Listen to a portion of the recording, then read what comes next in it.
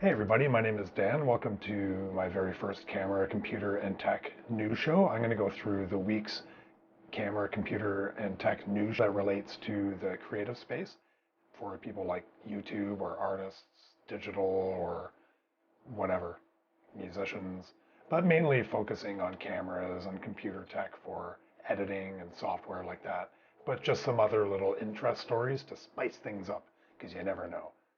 So if this is your first time to the channel, give a big old like, subscribe, and all that. That'll help out support the channel. Let YouTube know that I exist, get me on the algorithm.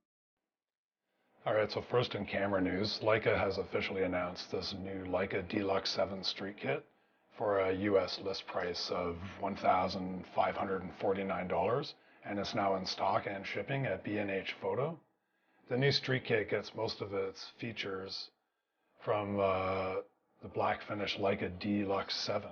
It looks more like a rebranded Panasonic Lumix LX100 II.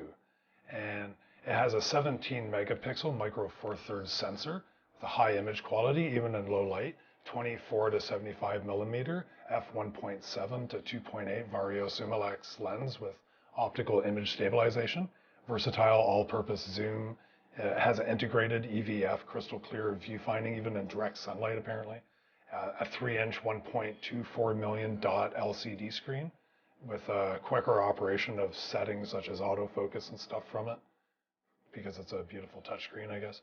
High-speed autofocus and burst shooting at 11 frames per second, 4K photo capture and post-focus modes, 4K video recording, integrated Bluetooth and Wi-Fi, Leica PhotoOps app connectivity, USB charging via power bank or PC. And like I said, this should be available from Leica stores, boutiques, dealers, or wherever authorized sellers of Leica for $15.49 everywhere, however you say that. It's my first news show, so give me a break. Second in camera news, we have this Nikon Z7 that's now listed at B&H, so it's gone from rumor to listing at B&H, and the Nikon Z9 development has been announced, and Nikon's top-of-the-line flagship mirrorless camera is now listed at B&H Photo, as says in the article. The Nikon Z9 is a pro-grade mirrorless camera with integrated vertical grip, and it will be Nikon's first full-frame 8K video, and it should be able to record 8K 30 frames per second, 4K 120 frames per second, 60 frames, 30 frames, and all the general yada yada yada. And this will be a first for Nikon, so a lot of people are definitely excited about their new flagship. Some other features: a new FX stacked CMOS sensor. I believe that should be modeled after Sony's A1, the sensor and the imaging processor. So some of the rumored specs for this camera are that it could use Sony A1's 50 megapixel sensor, but with better performance apparently. Some kind of sort of integrated vertical handle grip, and it's expected to be released this fall of 2021. And there are no official plans for a Nikon Z8, so they're going right to the Z9, I guess. Prototype Z9 cameras will be tested at the Tokyo Olympics this summer. The Z9 is described as a D6 body combined with EOS 5 imaging and A9 II autofocus and blackout-free EVF. Not sure what any of that means because I don't have any of those cameras, but that might relate to you in some shape or form. Nikon confirms that the Z9 will be better than the D6. We swear. I swear to be better than the D6. Honestly. The check's in the mail. It should also have 20 frames per second, multi-shoot mode, 16-bit RAW option, 8K 30p, 4K 20p, 60p, 30p, a new speed processor designed for 8K, newly developed imaging pipeline processor to broaden sensor readout, emphasizing speed. I'm getting kind of bored with a lot of this technical jargon. You should leave a comment down below exactly how detailed you want me to be for some of these news items, some of the nude items. The ISO on this camera, on the other hand, is supposed to be 64 to 25,600. High 1, high 2, whatever the hell that means. So I guess there might be something like two different ISOs, like a native ISO and then like an extended ISO, perhaps. Sounds kind of like that to me. Improved noise levels and specifically significantly better dynamic range. Whoever wrote this is crazy because they wrote specifically significantly better dynamic range. It should have specifically significantly better dynamic range. Who wrote this? Not me. I'm just reading this article. I'm not like reading every single word, except for every now and then I'll read every word because I think it's like weird and trippy.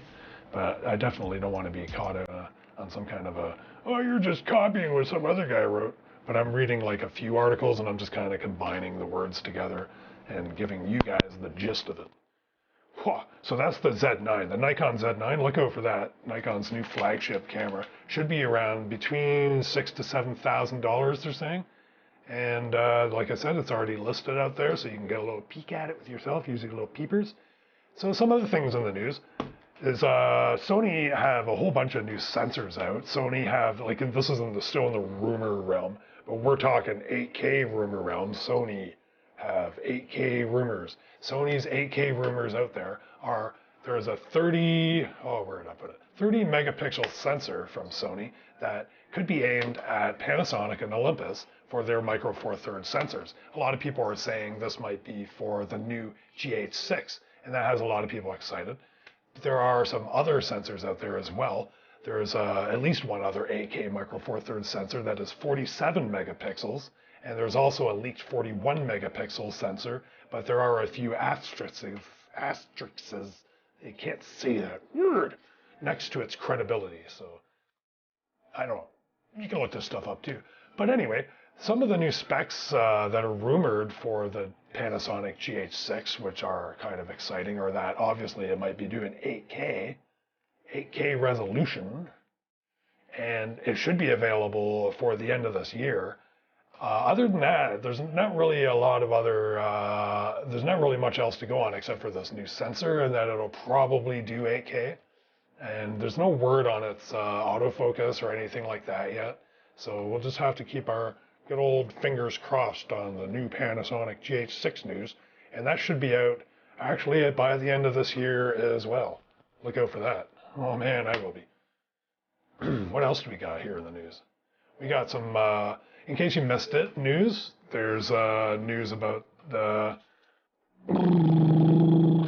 Sony has 2 new firmware updates for 2 of their full-frame digital mirrorless cameras, the Sony A7 II and the Sony the Sony A7 III and the Sony A9 II. And those updates were released a week or 2 ago for their full-frame digital cameras.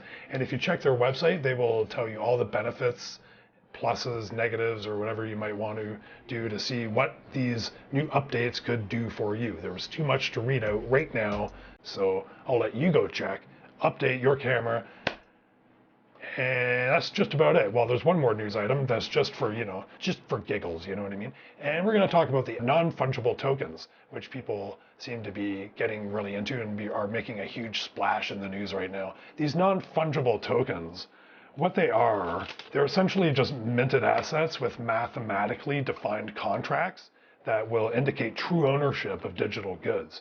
So they're kind of more like almost like a commemorative piece of a digital artwork, but it's like a signed commemorative piece. You know what I mean? It's like some guy has proof of ownership of something, and he gave you proof, a little piece of that proof or something. You know what I mean? And that can be worth a lot of money apparently.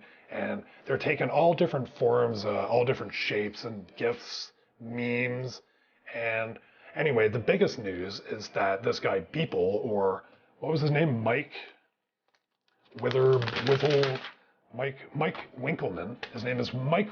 This artist named Mike Winkelmann, better known as Beeple, sold one of his digital art pieces called The First 5,000 Days for a staggering $69 million. That's right, you heard me. 69, dude, $1 million. Christie's Auction House was the broker for this deal, and the previous highest bid was $14 million. So that was quite the jump. I think there might have been a few steps in there. I didn't see the whole thing. All I have was the gist of the news that I read. So you know how things change when people read the news. It goes from, beautiful prickly pineapple to purple monkey polka dot.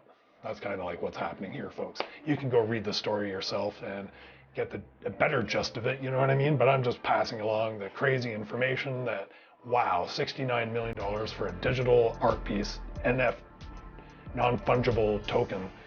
NVIDIA has released their new 3060 GPUs, and they're mainly for gamers, but a lot of artists use these as well. And it's a crazy time to be releasing new GPUs. AMD has also released their new 6700 XT series, and they are also expected to release their 6700 soon, non-XT version.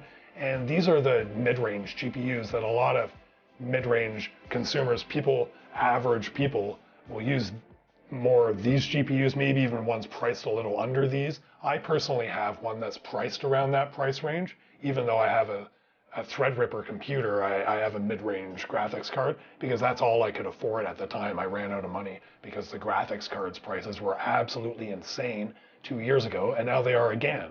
So I'm still priced out of a good graphics card. Thanks a lot, miners! Well, I guess we all got to make a buck in this economy, so I don't know. So anyway, that's the news. I'm going to end it right here. That's the camera, tech news, and all that jazz.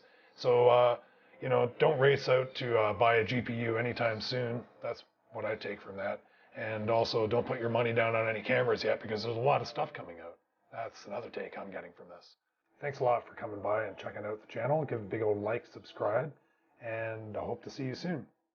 So I'll see you all at the end of next week with some more camera tech and all that news that I can gather together and emulsify into one gelatinous lump, and then I'll kick it out there at you on fire.